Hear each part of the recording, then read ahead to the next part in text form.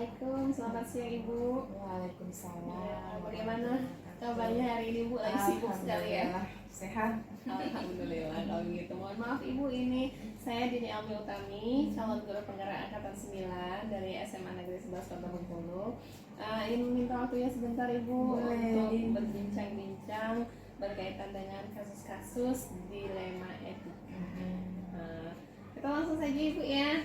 Baik, kita langsung ke pertanyaan pertama ini. Bagaimana Ibu mengidentifikasi kasus-kasus yang merupakan dilema etika atau logika moral? Mengidentifikasinya berdasarkan yang mana yang kira-kira permasalahannya ini lebih berimbas ke guru yang banyak dan benar tentunya. Nah, itu yang akan kita tonjolkan atau akan kita dahulukan. Ya betul sekali Bu ya, karena kalau dilema etika ini kan sama-sama benar, jadi memang tertantang ya untuk bisa mengambil keputusan yang bijak. Baik, selanjutnya bagaimana Ibu menjalankan pengambilan keputusan di sekolah, terutama untuk kasus-kasus di mana kedua kepentingan ini sama-sama benar Bu dan mengandung nilai-nilai kebajikan. Saya di sini selalu bekerja sama dengan tim pengembang sekolah.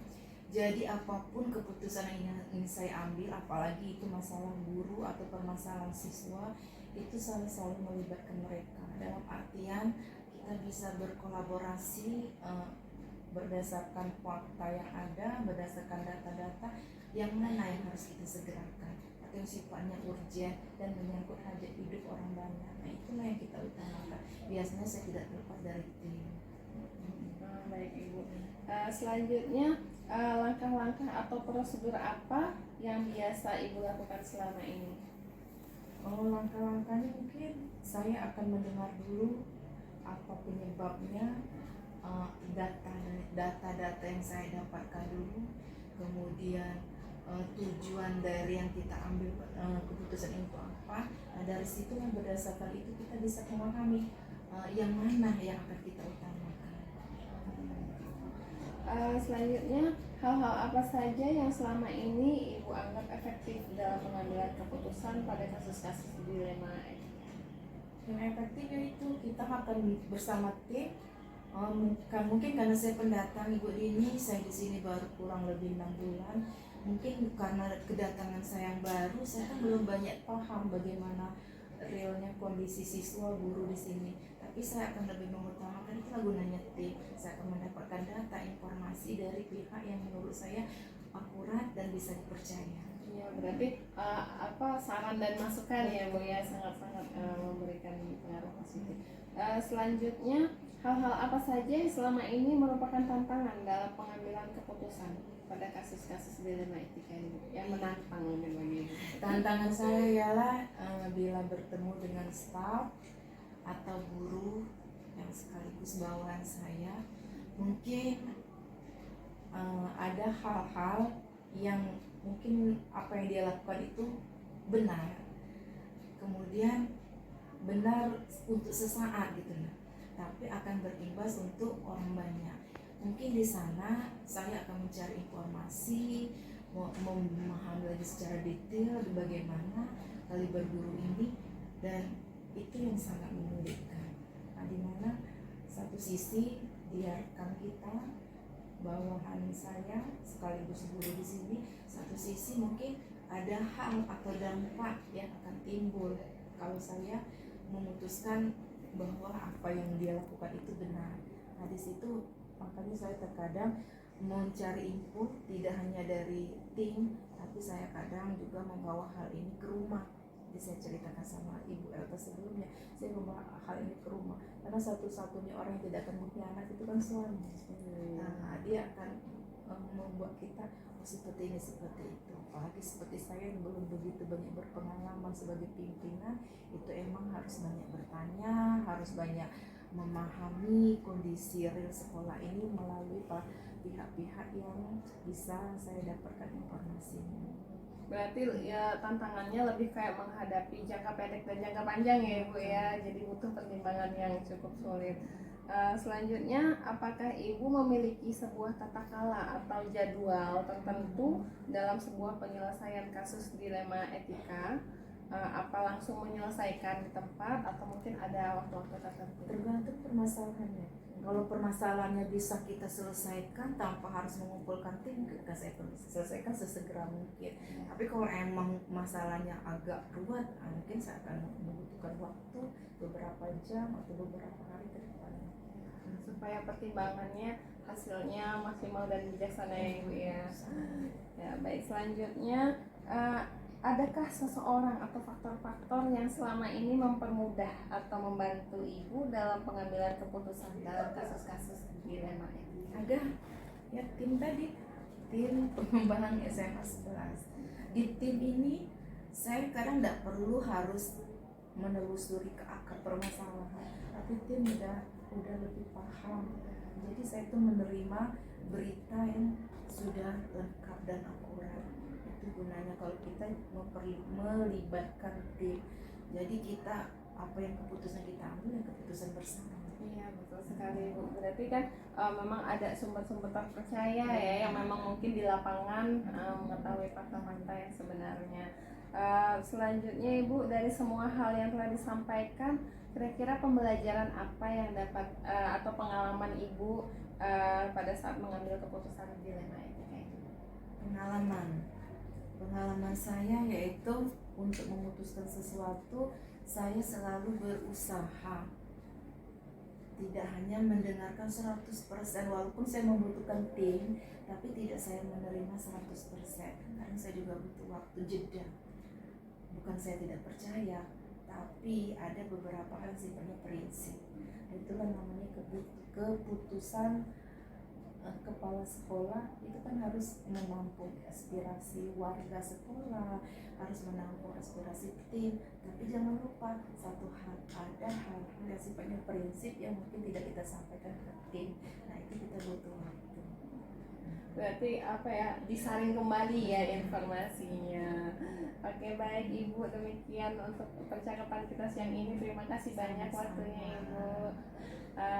Demikian percakapan saya, Dini Elmi Utami, calon guru penggerak angkatan 9 dari SMA Negeri 11 Kota Bengkulu, bersama Kepala Sekolah SMA Negeri 11 Kota Bengkulu, Ibu Hesti Yuliani MPD. Demikian dari saya. Assalamualaikum warahmatullahi wabarakatuh. Salam guru penggerak. Waalaikumsalam warahmatullahi wabarakatuh.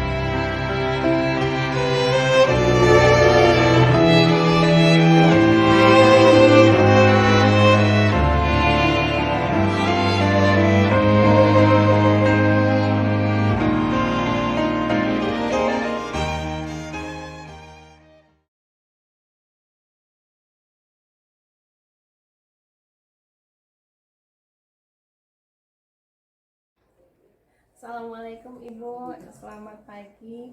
Perkenalkan saya Dini Elmi Utami, saya dari SMA Negeri 11 Kota Bengkulu. Saya merupakan calon guru penggerak angkatan 9 Bu. Mohon izin saya meminta waktunya sedikit untuk ngobrol-ngobrol ya berkaitan dengan tugas kami untuk di calon guru penggerak kali ini. Nah, Ini obrolan kita hari ini berkaitan dengan dilema etika, Bu. Jadi mungkin ada beberapa pertanyaan yang akan saya sampaikan ke Ibu. Jadi tapi obrolannya mungkin agak lebih santai aja, kita nggak apa-apa, Bu ya. Langsung saja ya, Bu. Silakan. Ya. Jadi yang pertama itu pertanyaannya adalah bagaimana Ibu mengidentifikasi kasus-kasus yang merupakan dilema etika atau bujukan moral? Kalau untuk kasus-kasus tersebut untuk yang di SMP, kalau dibandingkan dengan yang umum mungkin lebih ringan ya. Tapi untuk penanganannya nanti yang lebih berat atau lebih jelimet. Karena di SLB itu khusus di SLB sini untuk kekhususannya kita ada beberapa, yaitu tunarungu bicara, kemudian tunagrahita, kemudian tunadaksa, kemudian juga autis, juga ganda.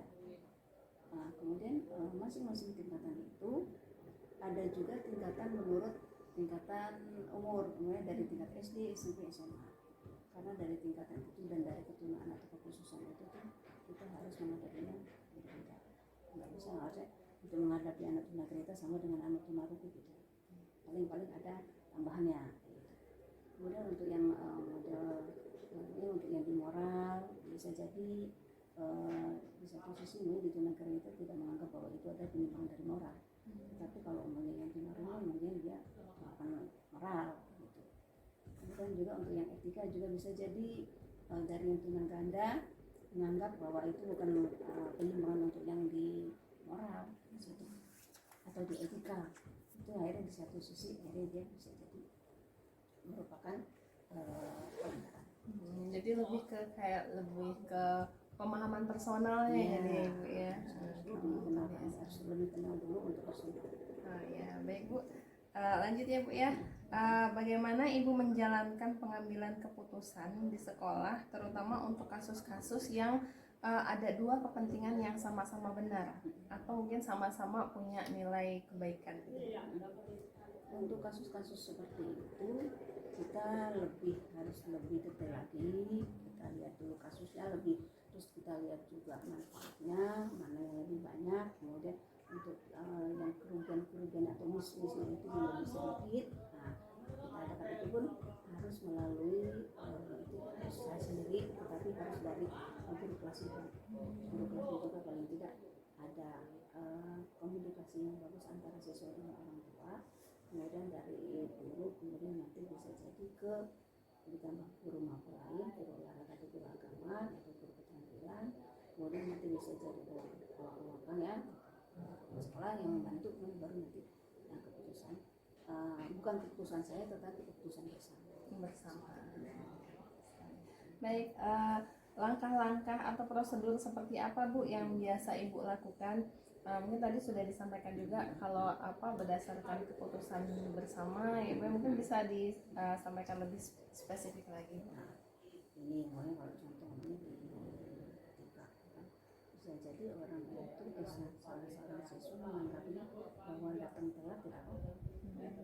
Tetapi kita harus tahu juga kondisi rumahnya bagaimana, kondisi anaknya sendiri untuk kebiasaannya pagi bagaimana. Nah, setelah itu baru kita tahu keadaannya di rumah bagaimana, pembelajaran di kelas yang bagaimana, baru kita cari solusi. Untuk solusinya, iya betul. Jadi dicari tahu dulu ya penyebabnya, latar belakang siswanya.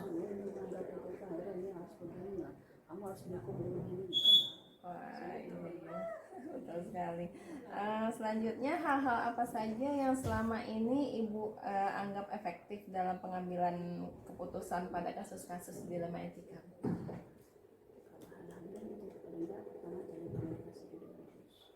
Komunikasi orang tua atau ibu. Kemudian juga pihak sekolah jalin juga kerjasama dengan guru kelas. Sampai guru kelasnya itu merasa tidak peduli dengan anak yang menjadi tanggung jawabnya.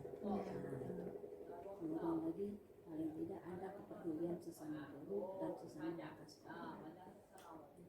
Jadi itu harus kalau di SMA itu kan urusan dari wakil siswa aja kan dia wakil siswa iya, berarti memang benar-benar walaupun kadang-kadang ini anak tersebut mau nurut dengan guru kelasnya.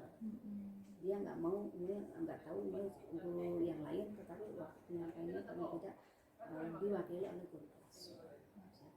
Masih banyak dia tidak menuruti perkataan dari guru yang lain, tetapi dia nggak mau menuruti guru kelas. Oh iya betul. Kalau untuk SLB mungkin ya memang ada tindakan khusus ya Ibu ya, untuk perlakuan khusus mungkin yang untuk bisa memahami personal siswanya. Iya. Baik Bu.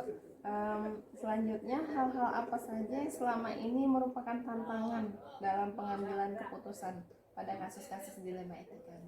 Kalau menjadi tantangan ada pihak keluarga atau orang tua atau walinya yang bisa menerima keadaan itu. Terus juga tidak tahu makanya pelajaran di SLB itu seperti apa. Ada kalanya dia disamakan dengan sekolah umum, masuk. Kemudian juga ada kalanya pemikiran sekolah di SLB itu adalah sekolah yang harus dibantu. Terus mendapatkan bukan dia harus dibantu dan harus mendapatkan kebutuhan. Pemikiran ini orang tua ada seperti itu. Tapi hari ini kita secara bertahap memang awalnya ada bantuan belajar untuk siswa siswi, tetapi mulai tahun 2020 itu tidak ada lagi. Akhirnya yang ada hanya bantuan-bantuan dari pihak lain kayak PIP, PKH, KIP, gitu. Dan bantuan belajar tidak ada. Karena waktu bantuan belajar anak itu sekolah kita lengkapi dari administrasi untuk dia belajar dari tasnya, kesehatannya. Kita nggak bisa anak masuk di sini harus bisa karena ekonomi di sini kebanyakan itu sering waktu karena seringnya tiap tahun dapat bantuan, jadi image-nya orang tua bahwa sekolah di SLB itu dibantu.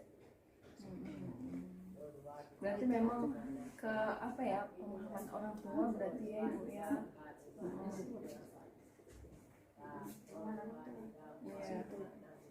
Baik, selanjutnya Bu, apakah Ibu memiliki sebuah tata kala atau jadwal dalam sebuah penyelesaian kasus dilema etika, atau langsung diselesaikan pada saat itu, atau mungkin butuh jeda beberapa saat, atau memang terjadwal khusus?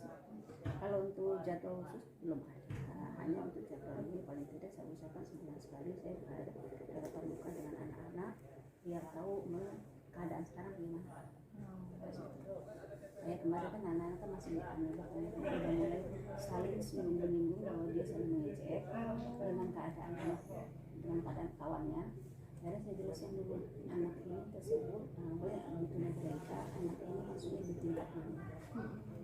Karena bisa jadi dia nanti tingkat sedang dia cuek aja, bisa aja dia ngejek kawannya tapi udah tanpa rasa bersalah, nggak tahu dia salah atau tidak.